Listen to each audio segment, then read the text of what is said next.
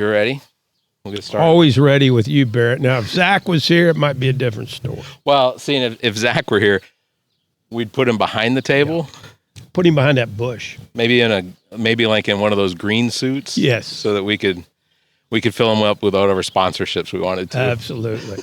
Absolutely. The All About Nothing podcast may have language and content that isn't appropriate for some. Listener discretion is advised. Welcome to the All About Nothing podcast. I am Barrett Gruber. This is episode number 258.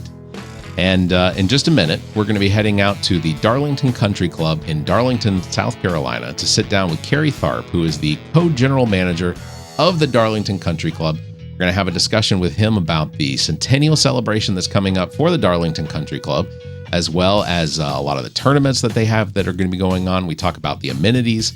It's a beautiful course. We had a lovely time, and I'm very excited to share that with you and get you to check it out too.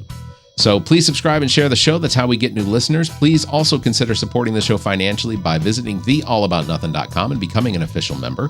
You can proudly call yourself a true nothinger. We'll have more details on that at the end of the show. If you can't do any of that, please give us a 5-star review, a like, and follow us across all of social media. You can find links at theallaboutnothing.com. Also, we send out a semi-regular newsletter, email out to all of our listeners. And if you haven't yet, go to our webpage, theallaboutnothing.com. Scroll to the bottom. There's a form where you can put your email address in and submit it. It'll get you added to the list. Here's the caveat, though. There will be a verification email that will be sent to you that may show up in your spam folder. So you may have to go look in your junk folder and whatnot to get that. But do that, and you'll get notified when we do things, special things like going out to the country club yesterday. So go ahead and do that for us and become a true nothinger that way as well. So want to tell you, I have a bit of a confession to make. I own not one, but 3 shirts from ZJZDesigns.com featuring Lenny the Leprechaun and Tommy the Turkey, as well as the Elf. You can also do this. I proudly wear them in public. These shirts are hilarious. They're super soft and way more fun than anything that I've seen at the mall. If you want to stand out, like best dressed at the family dinner kind of stand out, head over to ZJZDesigns.com. They've got designs for every season, and trust me, wearing one is like starting your own inside joke. It's true. Putt-putt like a pro at the 10th Masters of Putt-Putt, Friday, August 22nd at Frankie's Fun Park. You can get your 3 team members signed up at August. You need to sign them up by August 21st and don your best theme outfits because the best dressed team wins cool prizes too. Arrive before 6:45 because they tee off sharply at 6:45. You can go to everplaysocial.com to sign up. You can find more details there as well. We are turning up the heat in Columbia. Vote us best local podcast at the link in our show notes or at theallaboutnothing.com. Quick registration, then click to vote.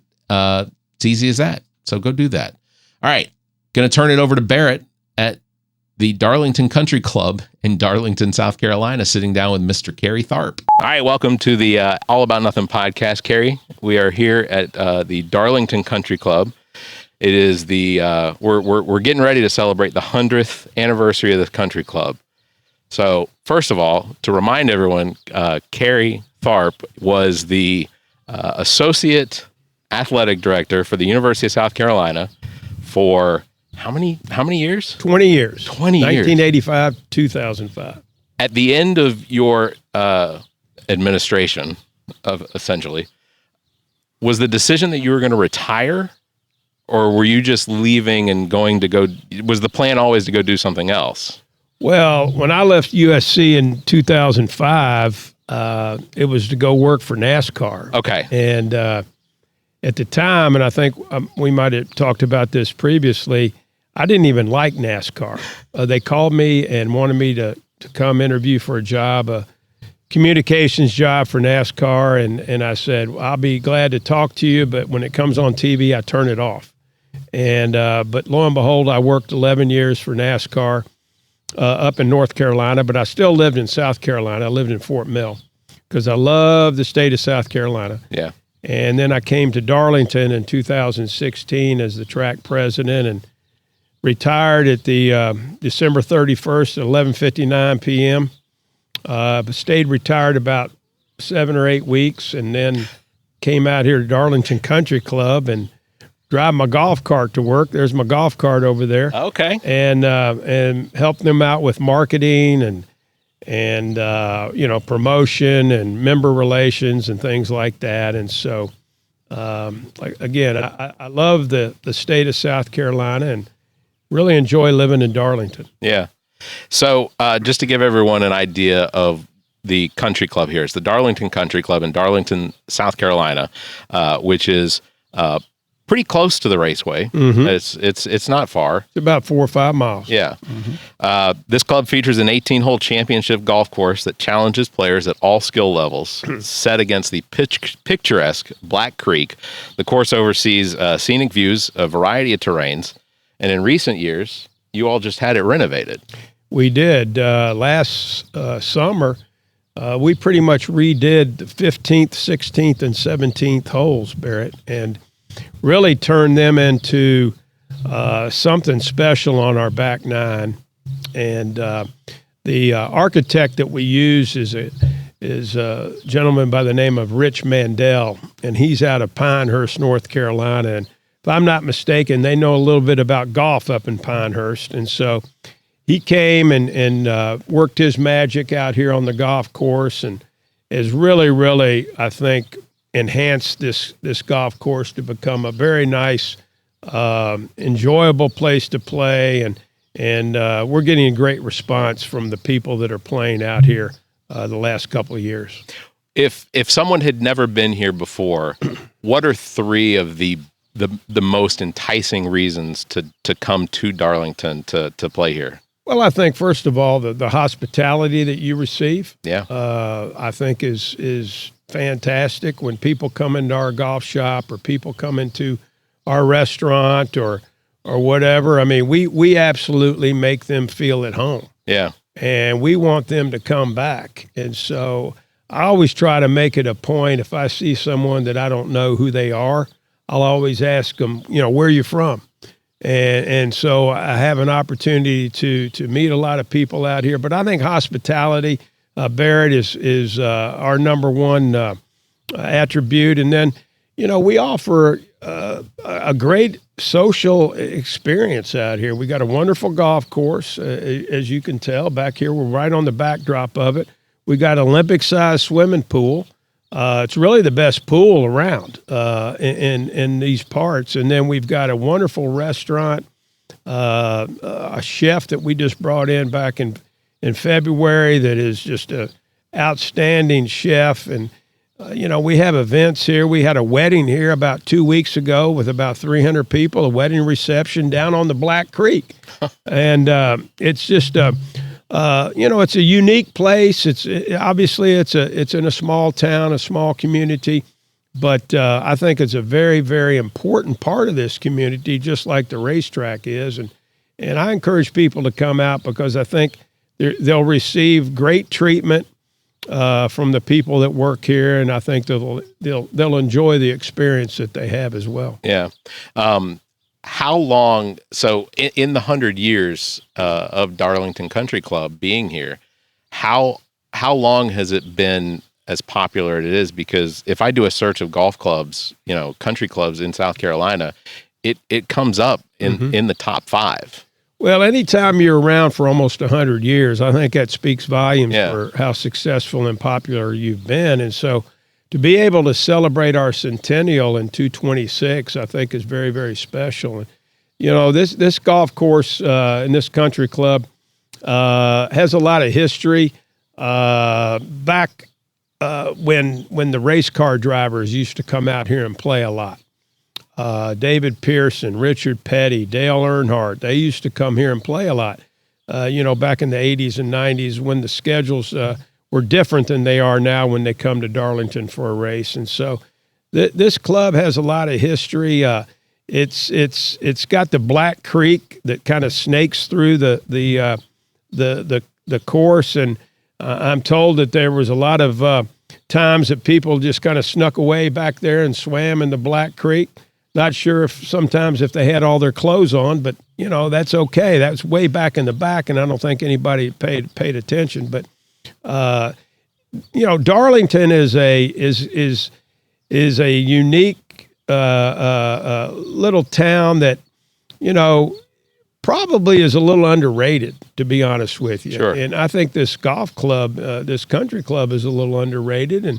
And as I mentioned earlier, if you're around for 100 years, you're doing something right. Yeah, absolutely. And we're gonna really celebrate our 100th year, and really starting probably the latter part of this year, we'll start celebrating it. And so I just think that it's an important part of the community, as is this racetrack. Obviously, it's a huge part of this community is Darlington Raceway. And so, we're just happy that our club continues to grow, and we're excited about, what the future holds, what the second 100 years hold.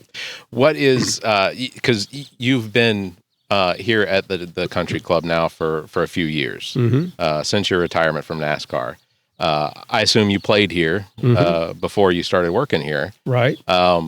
For you, what are some of the most challenging holes? Well, for me, most of them are, to be honest with you. If you've ever seen me play, Tom has seen me play, Tom Sliker, he's seen me play. But, I would have to say I start off with a number 18 hole. It's a hole that we redid about 2 years ago. And if you play it from all the way the back tees, it's about 630 yards. And in fact, we have a marker out there on the tee marker. It's the hole Too Tough to Tame, obviously connected with the racetrack. Right. So that's a long day out there, 630 yards, to be honest with you. But, some of the par threes here are very, very tricky. That number 9 hole out by the road, I've played it for several years. I think I've hit the green maybe 3 times in all the times that I've ever played here. And then hole 14 is a par 3 that's a little tricky as well. But as you go through this golf course and listen to people that have, not really ever played here, they look at the scorecard and they see, well, it's not that long of a course, and it is not, but it's a tricky course, and the greens are small, the greens are fast. And so if you miss the green, and you're in trouble. And so I think the course, though, offers a challenge for all levels, all skill levels.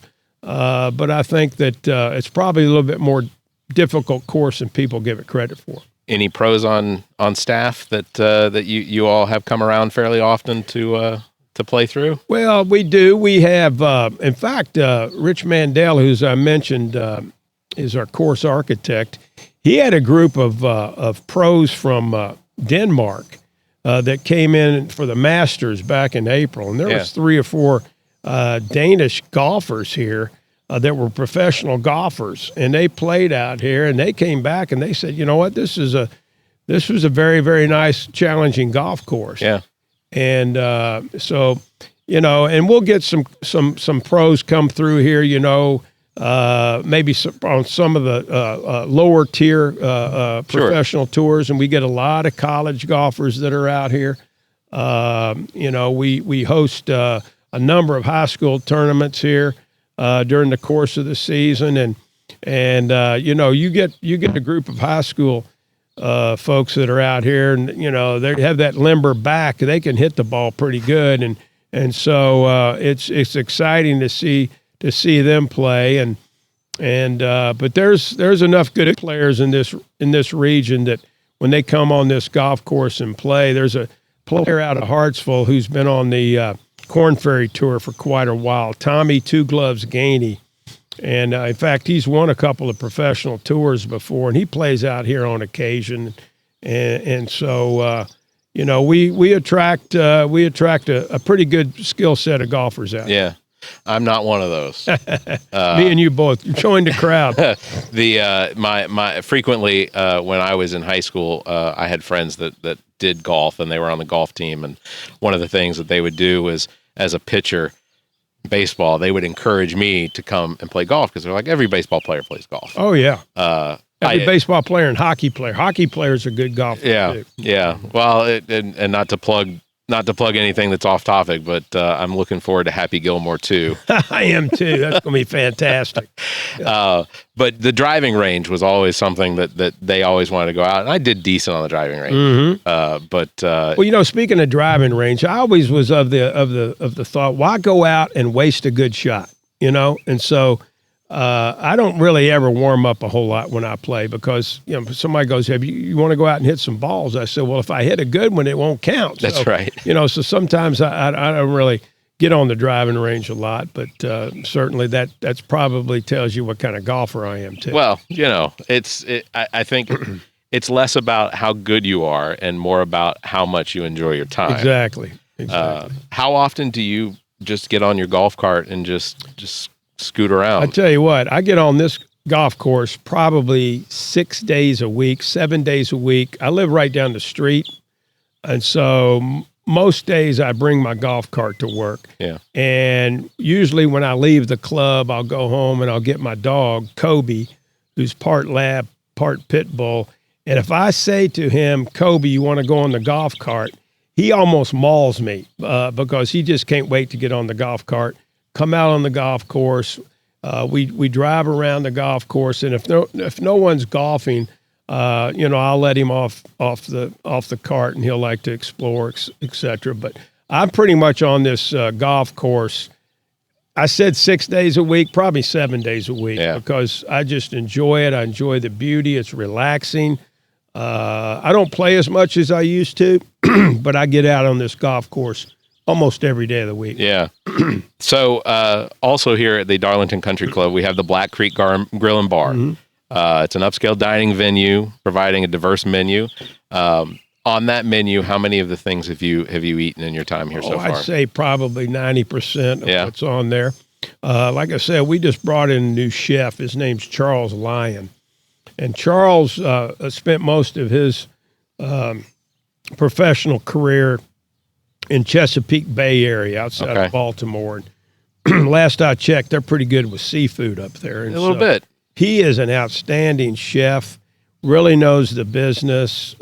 He's worked 13, 14 years at a big club up there outside of Baltimore that held a number of LPGA championships. He's worked at big hotels and resorts up there. And there isn't anything on our menu that I don't like. Our lunch menu is fantastic. We have a Reuben sandwich that, you can make 2 meals out of it. Okay. It is really, really delicious. I tell you what we've started up on Sunday nights that has become very popular is smash burgers. Okay. And he can cook up smash burgers and a side, and we're in here, we're watching golf, we're watching NASCAR, and we've been drawing really good crowds for that. And our Thursday nights have been pretty good for dinner here, and we usually have music out here on Michael's porch. But his seafood, his crab cakes, top notch. Yeah, best I've had. And so, when you bring in someone of his pedigree, it makes the dining experience all that better. And as I mentioned, we had a wedding reception here a couple weeks ago with almost 300 people, and we did it down here by the Black Creek, and so all of the food had to be transported down there, and warmers and things of that nature. And we would have never pulled that off if it hadn't been for his expertise, being able to do something like that. And so the restaurant here is a real godsend. It's open to the public. Obviously, we do have members here, but the restaurant's open to the public, and we serve lunch in there Wednesday through Saturday, and dinner on Thursday and Friday evenings. It's delicious. Yeah. And I dare say you could find a better meal, within 100 miles of here. And I'm being serious. And I like to eat, and being able to eat here in a nice environment like this is very, very special. Yeah. What's as far as the members? Because just walking through the facility, the lobby here with you, they all know you.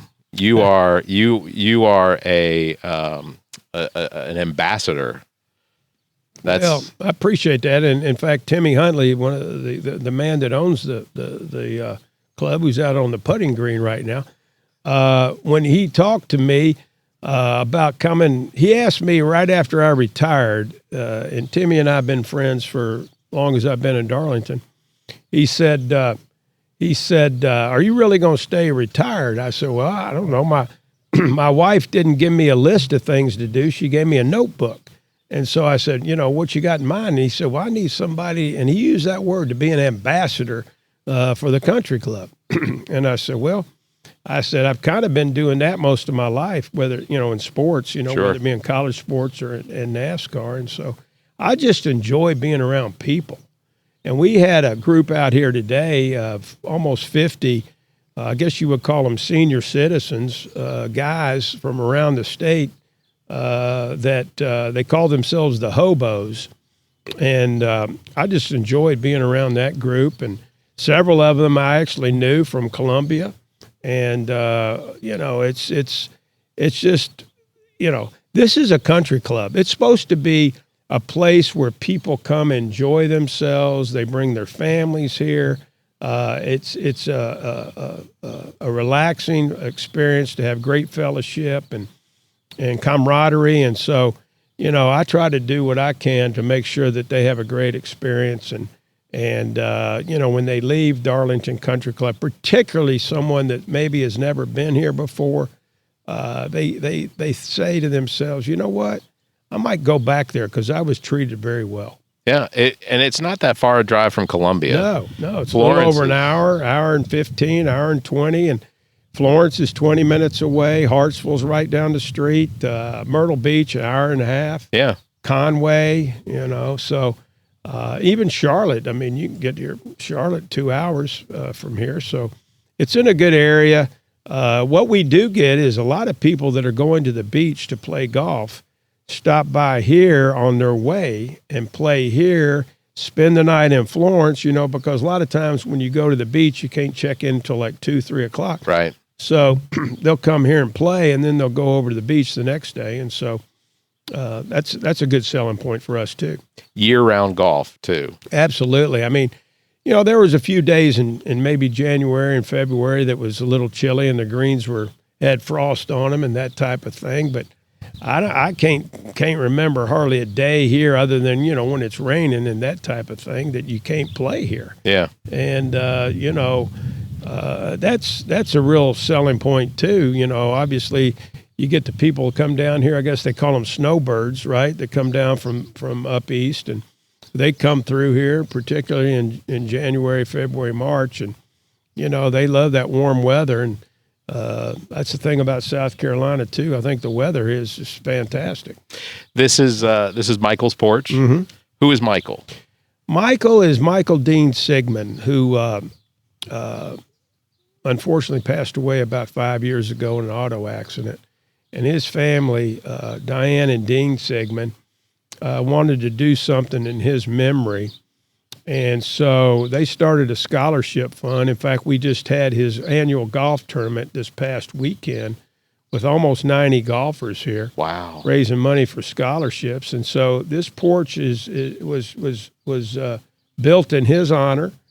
And so, he was a real vibrant young man. He was one of 3 triplets here in the community. And so that's this porch is named in his honor and in his memory. I see that we have some sponsored bricks. Yes. Is there still the availability of sponsoring bricks? There are, and like I said, it's the Michael Dean Sigmund Memorial Scholarship. I think they've raised almost $40,000. That's amazing. Scholarship money over the past handful of years that they've had this tournament. And again, I think that just kind of it goes to show you, a community like Darlington is a tight community, tight-knit community. And, when someone hurts, you get people to wrap their arms around you. And so that's what this community has done for that family and continues to do for that family. And every time we come out here, we think of Michael. Yeah. We passed the red bar zone. Tell me about that. Yeah, the red bar is kind of tucked over in the corner. It's I guess you could kind of call it our quote unquote cheers bar. Okay. The golfers love going in there. That's when they go in there and they count up their bets and they look at their scorecards and maybe get their erasers out and start figuring out, well, maybe I didn't get a 5 on that hole. Maybe I really had a 4 and that type of thing. But it's kind of a place where you can kind of, say whatever you want to say in there. And there's not a whole lot of filters in there, if you know what I'm saying. Yeah. And so that bar has a lot of history here at the country club. And so we like to keep it alive and well as the bar we have here in the Black Creek Grill.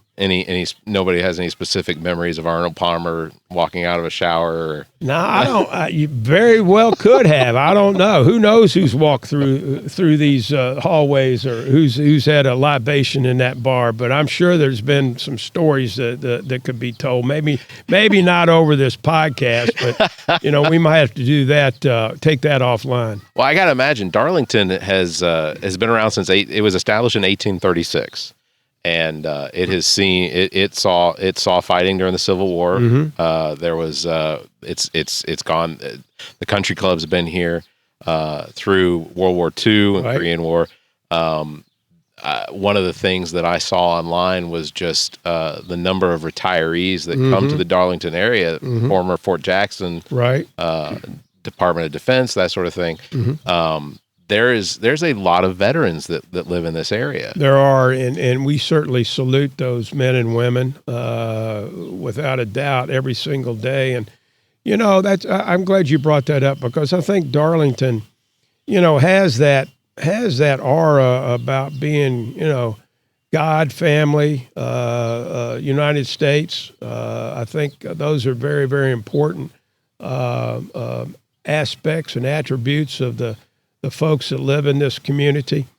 And it's a very resilient community, as is the state of South Carolina. The people in this state have a lot of grit, I think. And same thing holds true for Darlington. And, it's a community that, as you said, has been around a long, long time, was, here during the Civil War and that type of thing. And,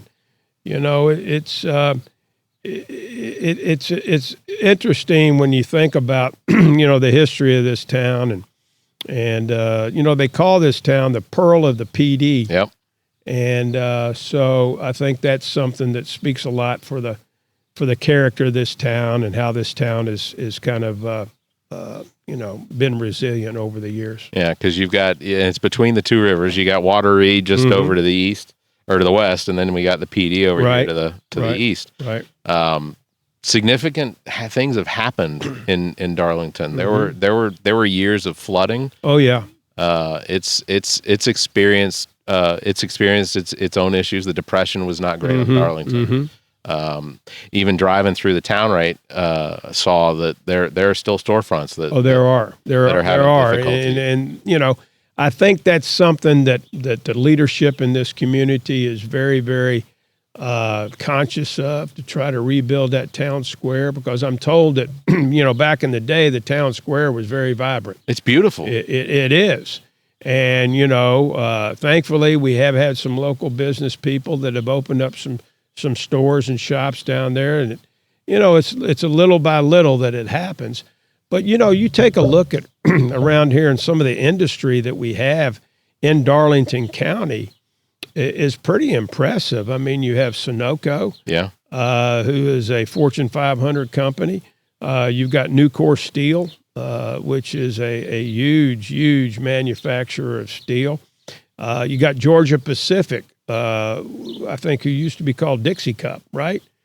And so I went one of the biggest paper companies in the world. Unbelievable. I went through their plant here last year, and it's right here in Darlington. It's 3 miles from here. Yeah. And they manufacture, I think, all the Dixie Cup paper plates in the world. And it's amazing how many they manufacture here. And So, just in this little small community, you have some pretty active industry. I think that's definitely one of the things that has really, because in the last 15, 20 years, Darlington has obviously made a comeback. It's almost, Columbia's had its own experience with coming back. Absolutely. But Darlington is one of the towns that continues to rank as places that most people want to move to. I think so, and I think Darlington County, includes Darlington and Hartsville is a a quality place to live. I think the education is getting better. The cost of living here, I think, is very reasonable. Unemployment here is very low. Yeah. And so, the location, I think, is ideal. So I think this is a great place to settle down, to retire, or even, raise a family. Yeah. When it comes to entertainment, you talked about, that the lunch is open, dinner's open Wednesday through Saturdays. What other sorts of activities does the Darlington Country Club offer as far as potential, not just golf, obviously?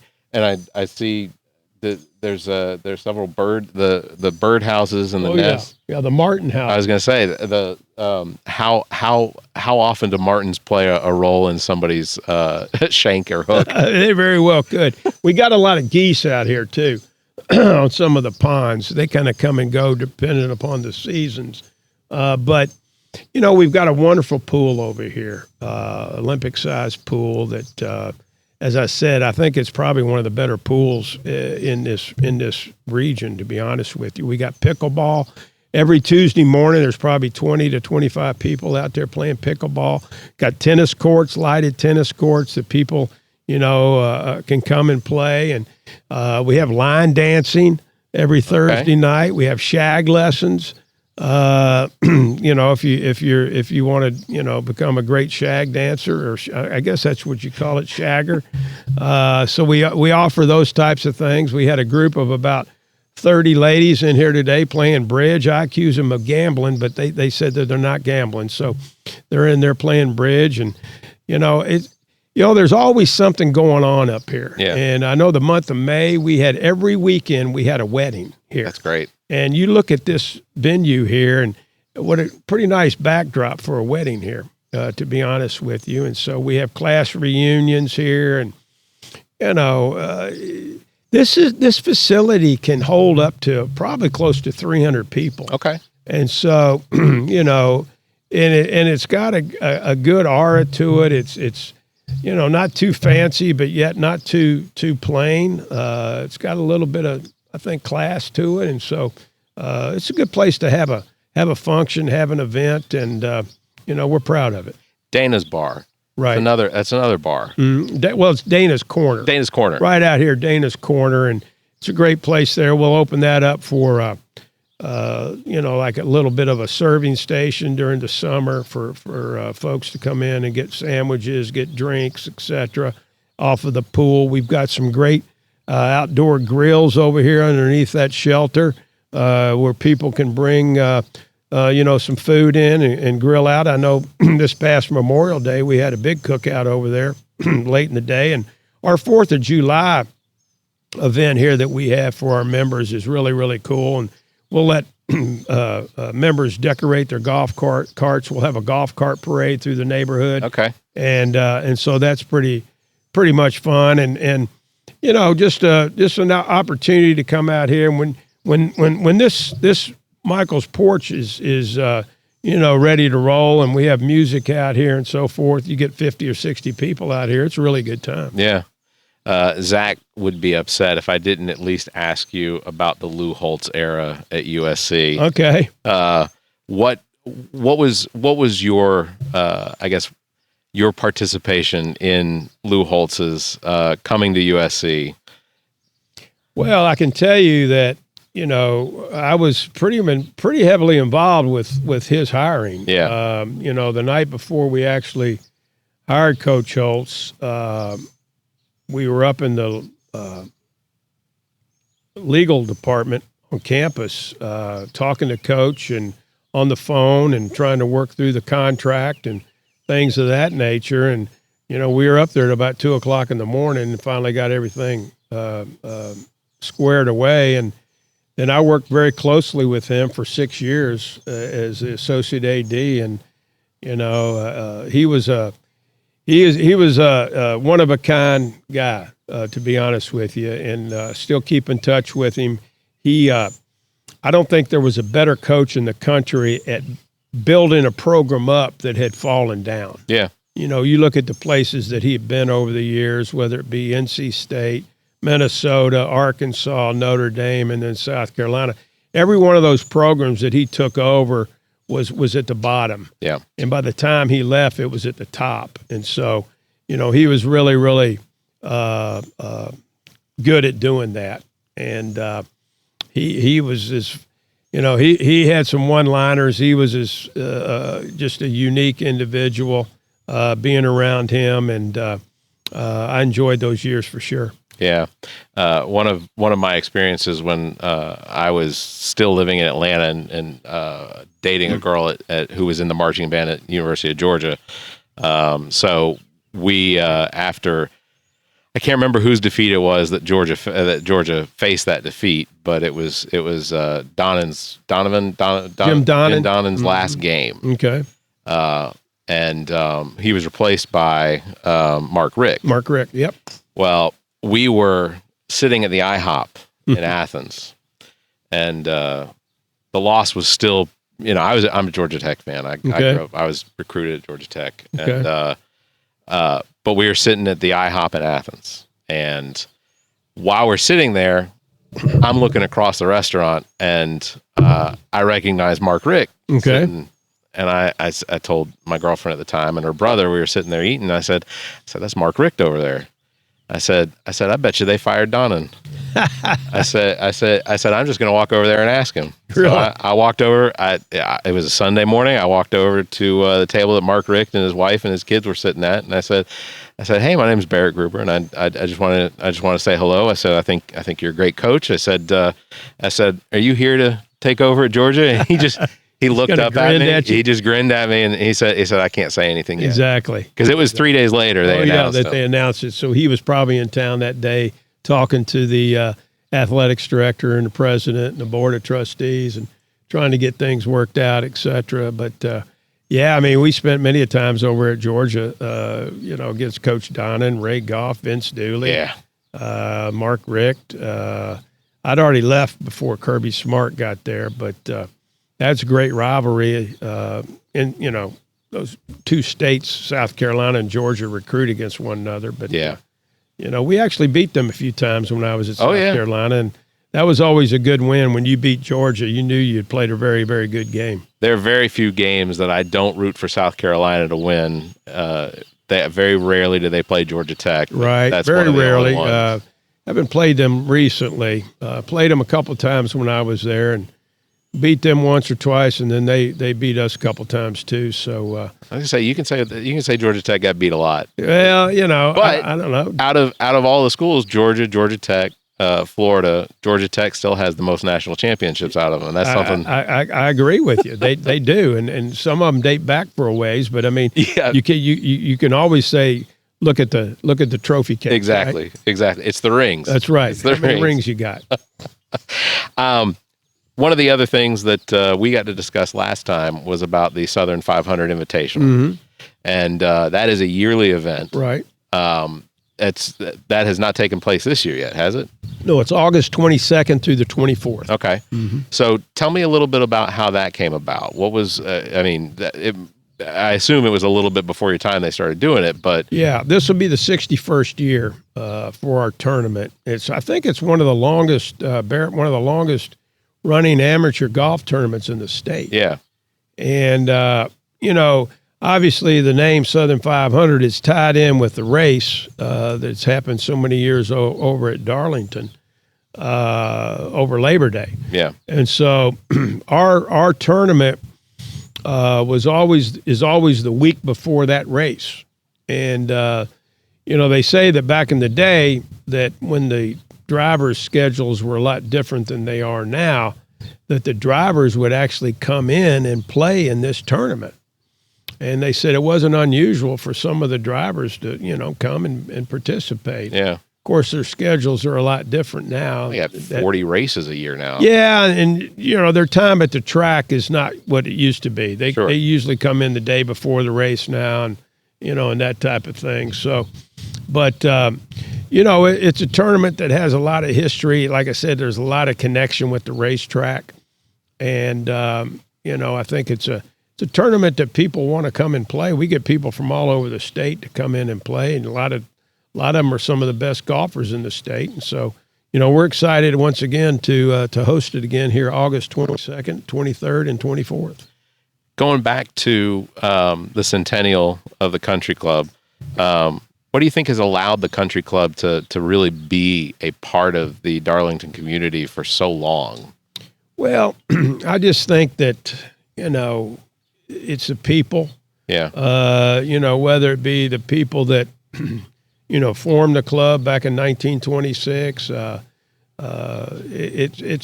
There's always been that kind of a common bond that this club must succeed. And I'll be honest with you, there was a time when I first moved to Darlington about 9 years ago that this club wasn't in very good shape. Sure. It was struggling. There's a lot And of those. So it was a tough time for this club. And then when our current owners, Timmy and Nancy Huntley, took over the club a little over 5 years ago, maybe close to 6 now, they really breathed new life into this country club. And so people that have not been here before, there was a gentleman that played in this hobos tournament that we had here today. He said he had not played at this club in 40 years. Wow. 40 years since he'd been to Darlington Country Club. He said, unbelievable, the transformation. He said the last time he played here was a 9-hole course, and one of the holes went across the road over here.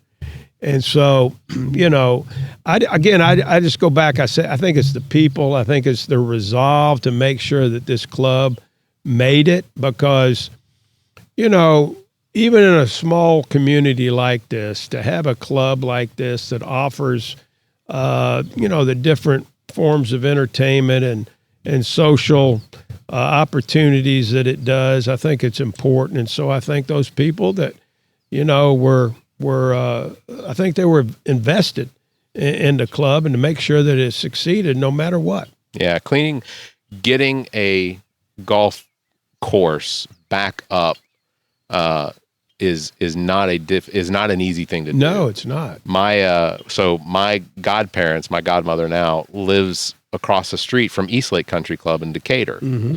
And when we grew up, when I was a child, one of the things that my parents and then my godparents also did was that they were part of a revitalization of the Eastlake Country Club, and now it hosts the championship. Right, it does.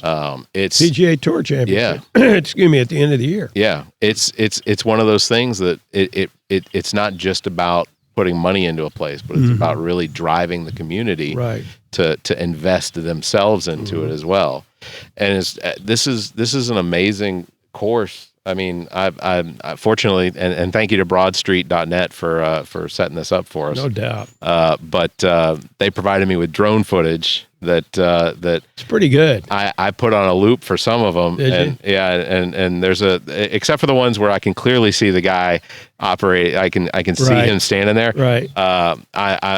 We're gonna and in the footage of this, you're probably seeing some of it on YouTube. But Cool. it is really a substantially beautiful course. It is. The creek. I like the footage of the creek. It's really, really pretty. It is, and that adds so much to it.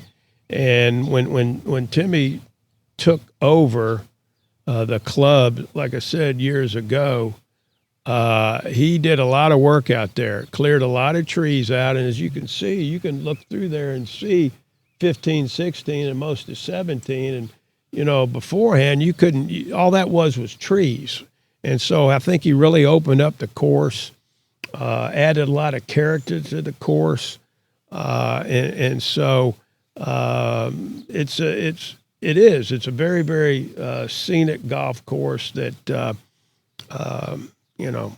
if you've never been here before and you come and play, I think you'll come away very, very happy. There's nothing about the distance to here or the drive that should prevent anyone from coming out and visiting. Right, I agree. We had a gentleman here that was here last week, lived over in Barefoot Landing in Myrtle Beach. He'd never been here before.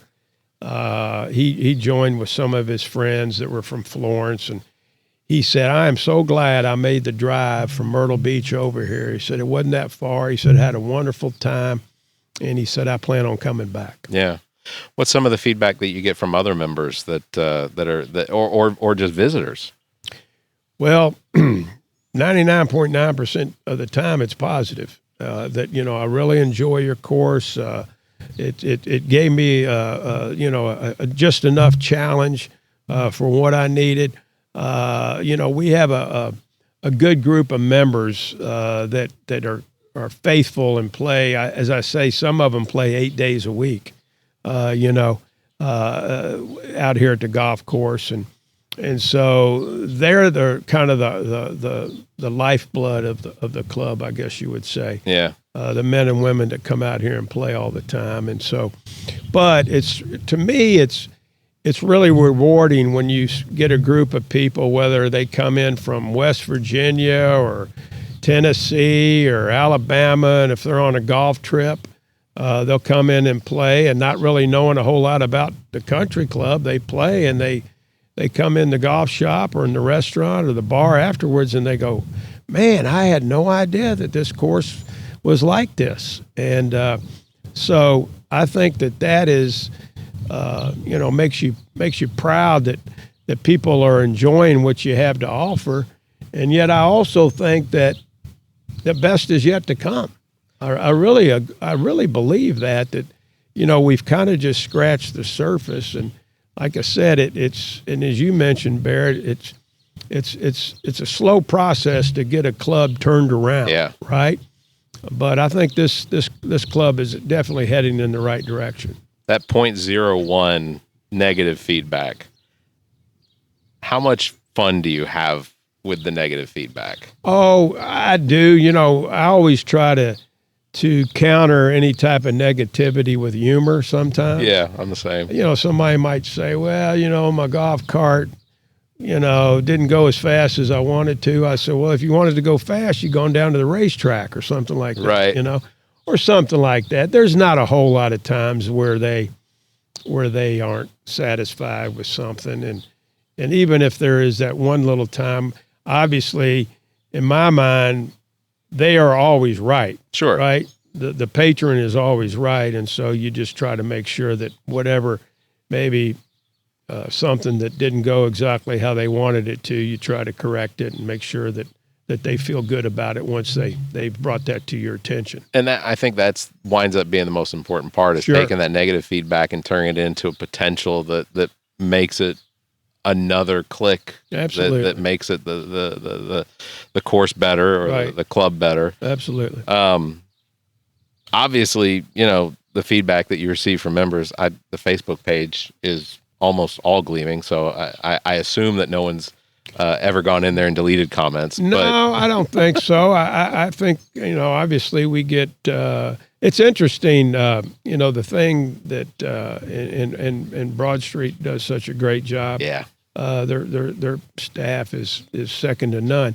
But it's interesting to see the comments that we get on certain posts, particularly when it involves members or personalities at the club, whether it be a hole-in-one or someone, having a special experience here or reuniting with someone or that type of thing. It's very, very, refreshing to know. In fact, here recently we had a young boy, about 3 years old. His favorite NASCAR driver is Ross Chastain. Okay. And when Ross Chastain wins a race, his family are watermelon farmers from Florida. And so when he wins a race, he gets a watermelon and smashes the watermelon in Victory Lane, right? Yep. So he won the Coca-Cola 600 here recently. We had a little boy named Daniel Hannaford, and his dad sent me a video the next day of his little 3-year-old getting up on top of his little car and smashing a watermelon, right? And so I sent that to the folks at Broad Street, and we got a lot of great response off of that. That's so, awesome. You know, it's sometimes it's the human nature or human interest aspects that you get that people really like to engage with. And the owners are obviously very accessible. They are very accessible. They're born and raised in Darlington. I mean, they absolutely love Darlington. Both of them grew up in Darlington, and you know, this is very, very important place for them. And so, for them to you know, take that leap of faith and you know, take on this country club, I think is a big commitment and something that you know, they're very, very invested in. Yeah, they're also. I read a lot online about some of the community outreach that the club does.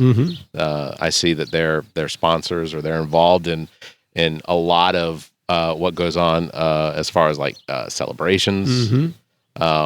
I assume that that's going to continue. Absolutely. It's going to continue. In fact, we are in the process currently of establishing a nonprofit entity for our Southern 500 Golf Invitational. And our plan is to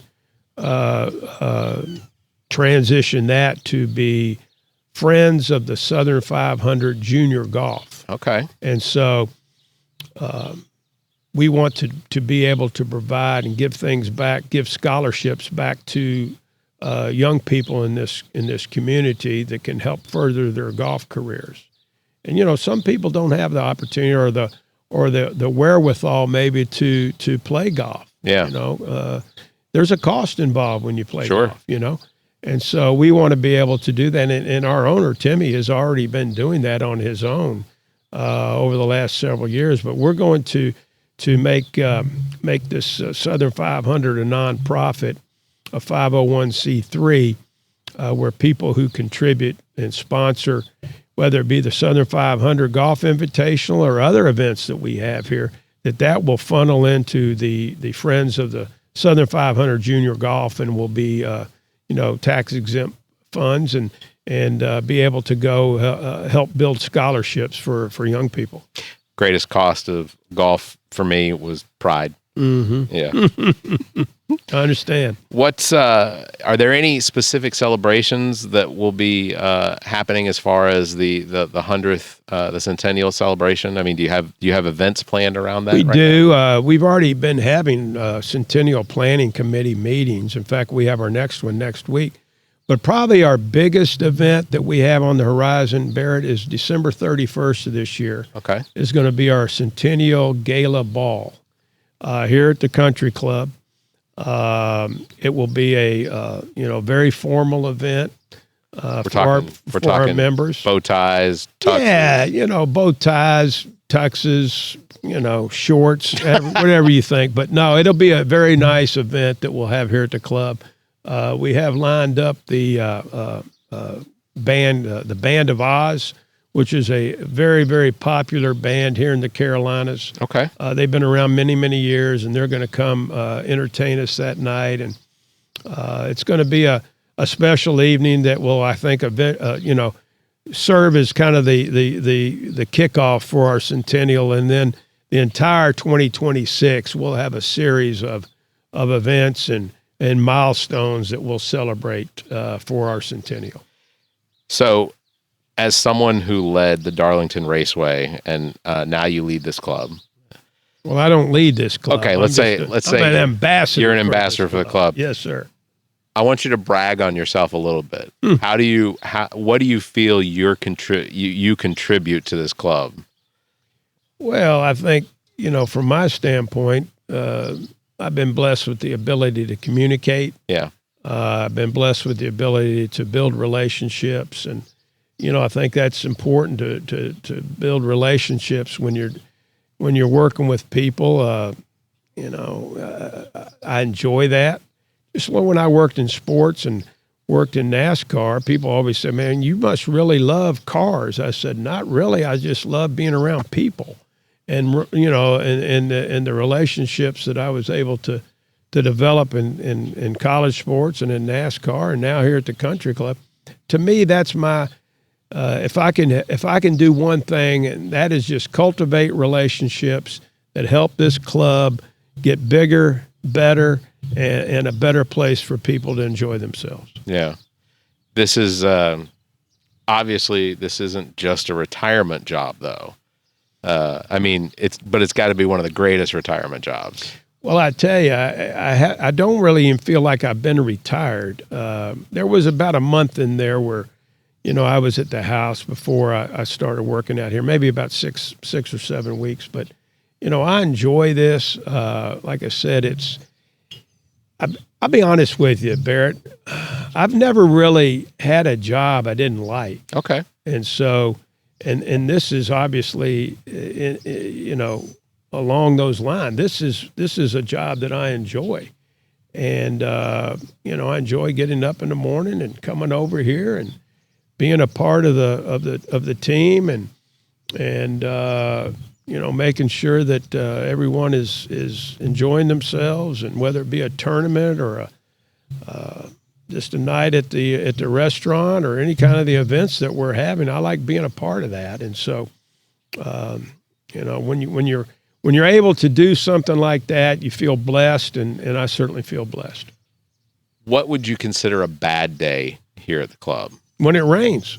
Just the rain. Yeah, it rains. I mean, you know, obviously when it rains, you can't play golf, you can't swim, and you can't play tennis, and you can't play pickleball. So, you know, we don't have a whole lot of rain here. Now, some days we need rain for that golf course to grow and to flourish, but really that would be the only time I would say that, and it's not a bad day. It's just that, you know, it puts a little damper on it.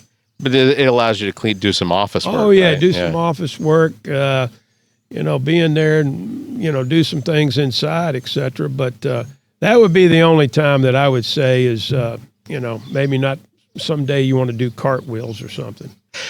If someone were looking for you and they couldn't find you here at the clubhouse, or they couldn't find you in your office, where would they most likely find? Or you don't have to tell us if you don't want to, if you don't want them to find you. But what's the most likely place here on the course they'd find you? I'm just out here on the course on my golf cart somewhere. Okay. Whether it be taking pictures, you know, our owner came to me back in April and said, you know, those azaleas down there around 10 and 11 are gorgeous. And so they really were. This was the week of the Masters. Okay. And so I went down there and got some photos and sent them over to the good people at Broad Street. And, you know, something like, you know, hey, if you think you're at Augusta, blink twice, but you're really at Darlington Country Club, you know. So I go out on the course a lot just to kind of see how things are going. I like going out and you know, interacting with the members as they play, particularly like being out here on this putting green when a group comes in and,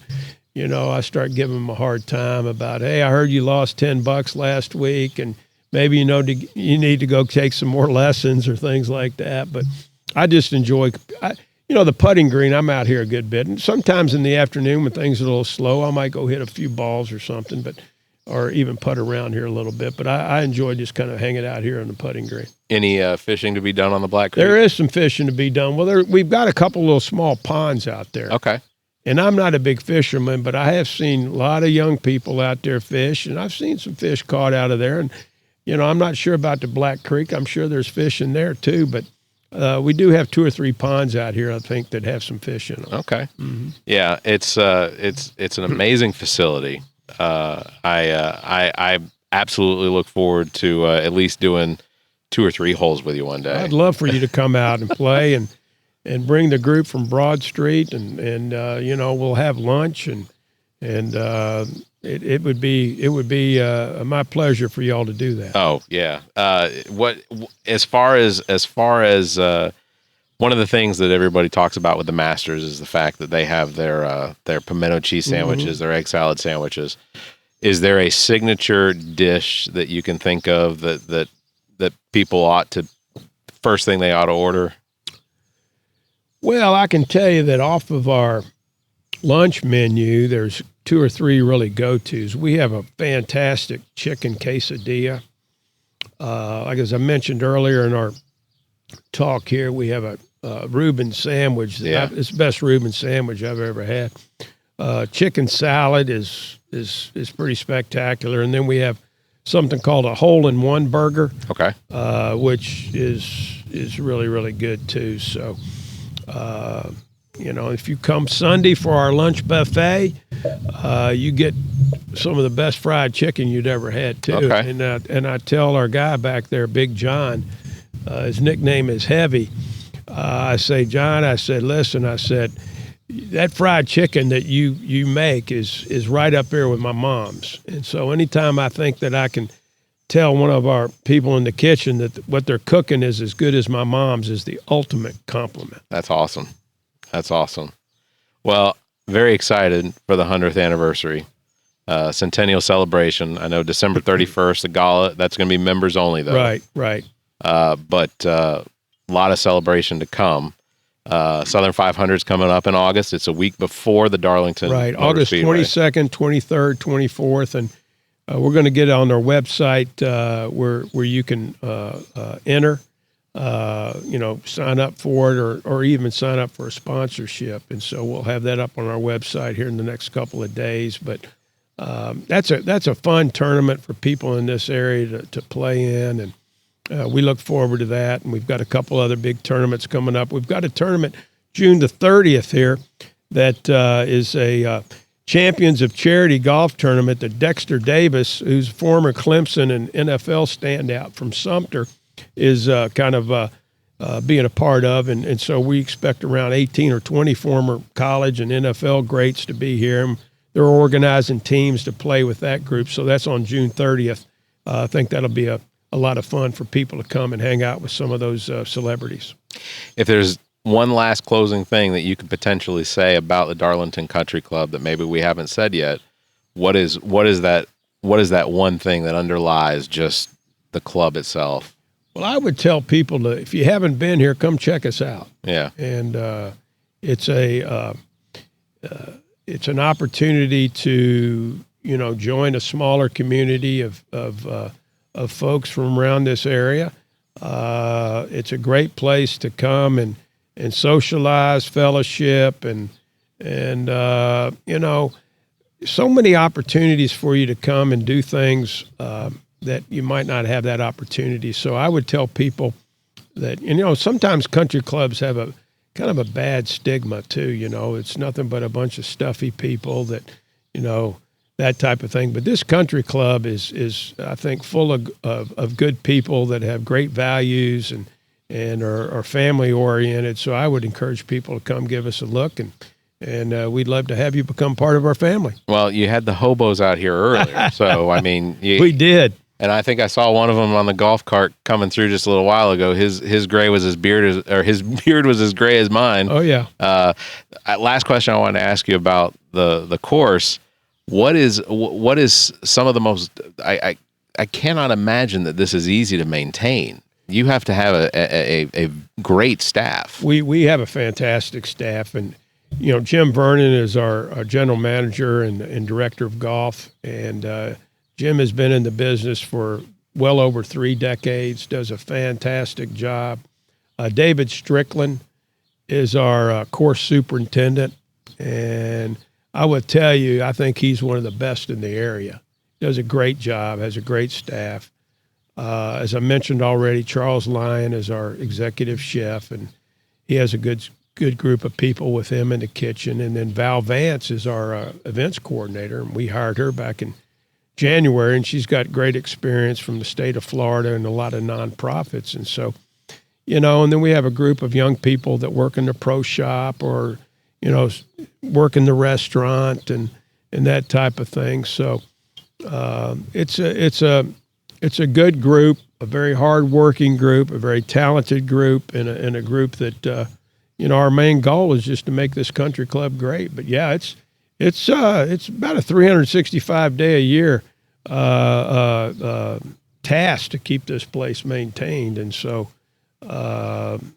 As they like to say, no rest for the weary. When do the sprinklers turn on? The sprinklers are turned on right after we're done with this podcast. But actually, our course superintendent, David, can do everything from his phone. Yeah.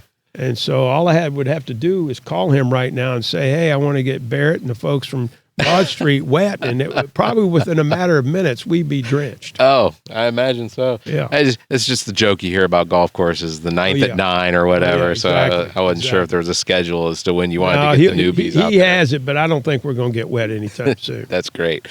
Well, Kerry, I want to thank you for having us out here. Thank you for being here. I appreciate the opportunity and appreciate all my friends from Broad Street being here. And, again, I'm going to take this opportunity. Give me 15 seconds. Yeah, no, please do. Just to comment on them and the great work that they do for us. And, when you work with people like them, you consider them family. And I had the opportunity to go here a few weeks ago. They opened up a new office there in Camden. It's a wonderful office. Tom and his team are just terrific. They do such a good job for us, and we're blessed to have them. But I appreciate you all coming out. And I miss Zach. Tell Zach he's probably on diaper duty or something today, right? He celebrated a birthday on May 18th. Did so he? if you want to, you could tell him a happy birthday. It was recent. Hey, Zach, happy birthday, May 18th. You only beat me by 5 days. Mine was on the 23rd. Great people born in the month of May, but I imagine I'm a little older than you. But I hope, Zach, you can come back next time, and we'll take real good care of you. Well, please thank the owners for us also. Absolutely. Timmy and Nancy Huntley are great owners, and they appreciate everything that you all do as well. They were very friendly. And, of course, thanks to the BroadStreet.net team, because if not for them, we wouldn't have had this opportunity. That's right. And truly appreciate it. So, absolutely. Kerry, really great to see you, Barrett. Thank you. It was very good to see you, Yeah, too. I want you to come back now. I mean that now. As I like to tell people, mi casa es su casa. Well, this is a beautiful That means house. my house is your house. Yeah, this is a beautiful house, too. So, Okay. Everybody, please make sure to come out and visit Darlington Country Club. You can check their website for hours, rates, and things like that to be able to come out and play. Do you have to bring your own golf cart? Don't bring your own golf cart. Okay, We've got 50 Just golf carts in there. So I bring mine because it's convenient, and I like riding around on it. Yeah, that's lovely. Well, absolutely. We will definitely come out. I will bring the kids. We'll do some pool time or something Love like for that. you guys to come out. Love for you guys to come out. So thank you again for You're being welcome. on the show, You're welcome. Kerry. Thank you. We're going to turn it back over to the studio. All right, welcome back to the studio. Again, just a big thanks to Kerry Tharp and everybody at the Darlington Country Club, the owners, as well as the staff. Absolutely had a wonderful time there. Thank you to BroadStreet.net for the opportunity to go out and do this with them. It's going to be a huge celebration. I hope that everyone partakes in visiting the Darlington Country Club in Darlington, South Carolina. While it's going on, there are going to be plenty of tournaments. Go ahead and follow on their Facebook as well as their social media of all sorts and their webpage. So there will be links in the show notes. You can go check those out. Thank you again to the Darlington Country Club and Kerry Tharp. Had a absolutely fantastic time. Real quick, help us win Best Local Podcast. It's simple. Hit the show notes or visit theallaboutnothing.com for voting link. You'll need to register so they know you're human. But hey, we all prefer that you be human. I mean, I'm not saying that we wouldn't like a few more 100,000 bots to listen to the show, but, Post and Courier free times, they prefer you be human if you're voting. So it's going to do it for episode number 258. Again, thank you, Kerry Tharp, for being on the show with me and having us out. Links to all of our past episodes, podcast platforms, merchandise, and social media are available at our webpage, theallaboutnothing.com. And if you think our financial model of giving away this free content and entertainment is silly and you're in the giving mood, please become an official Nothinger and support the show. Members get early access to this episode as well as exclusive content. You can visit members.theallaboutnothing.com, or you can find a link on our webpage. You can also give us a one-time donation through the same link. If you'd like to be a part of the show, you can call and leave us a message, 803-672-0533, or you can email the show at theallaboutnothing.com. You can join our Discord server as well. There are links on our webpage, especially for people that want to be guests on the show. Just go check out our webpage, email us, call us. We'll get back in touch with you. I've got interviews lined up of people that have reached out via phone or text or whatever. So do that.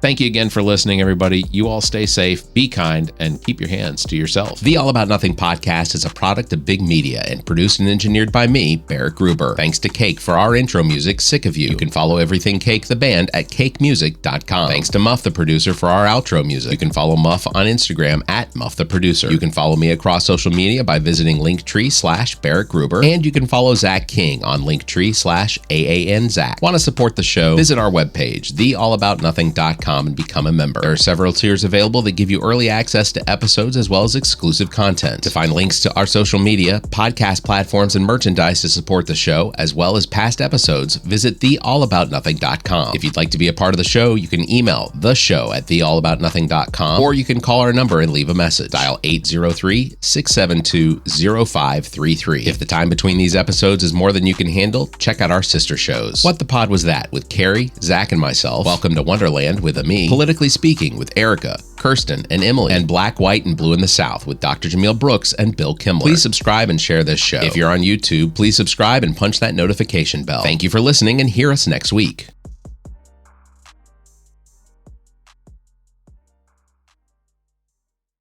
The preceding podcast is a product of Big Media, LLC, and is copyright 2025, all rights reserved.